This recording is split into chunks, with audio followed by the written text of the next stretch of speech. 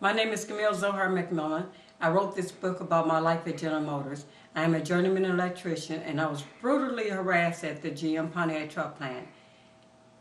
One of the guys put this in my locker, and he is the guy I'm about to talk about right now, and the abuse I withstood from him.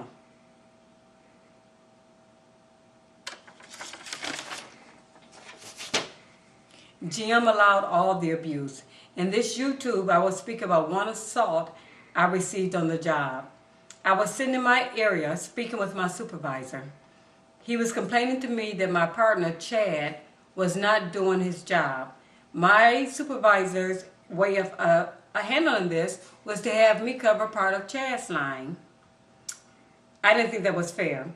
My partner and his third shift, alcoholic, drugged out friend had moved my toolbox, and a friend helped me move it back. My partner wouldn't confront me in front of another man. He sent the third shift electrician over when my friend left. These guys were upset because I refused to assist them to fraud the company. I refused to punch their time clocks in and out and cover for them when they disappeared from the job. Chad also tried to file a bogus workers' comp claim against the company, and I refused to vouch for him. He had been stealing from the company. They covered for each other, and I just wanted to be left out of it. It was not to be.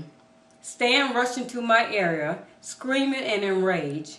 He was inebriated, reeking of marijuana, and eyes glassy from coke, his drug of choice. His fists were clenched tightly. He was turning red, and he raged in my face. The fact that my supervisor was sitting there observing this meant nothing to him. I looked over to my supervisor for assistance. My supervisor rose out of his chair, looked first at me, then Stan, and ran, leaving me alone with this volatile, deranged, alcoholic, and drug-influenced man. Seeing my supervisor run, Stan really vented his rage. He's inches from my face, yelling, "Why do you have to be such a hard ass?" while blocking my exit. He said, "I will put your toolbox on the next train out of here." I feared for my life. I felt for the hammer I kept in my apron to hit him in the head with to defend my life. He was screaming so loud he attracted a couple of the production workers' attention. As they were coming to my rescue, Stan ran, as most cowards do. Won't deal with a man. He shoved my toolbox in the middle of the aisle in front of forklift traffic, screaming, "You are out of here."